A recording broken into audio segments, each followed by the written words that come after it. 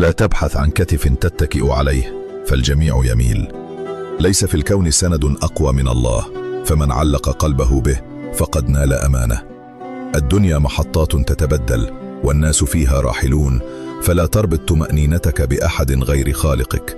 تعلم أن تقف ثابتا بمفردك كما تقف الجبال، ولا تجعل الخوف يكسر فيك الأمل. كن مستعدا لتقلبات الأيام بقلب جسور. رزقك مكتوب وقدرك محسوم، فاحفظ كرامتك كأغلى ما تملك، واجعل الحمد لله شعارك الدائم في كل حال.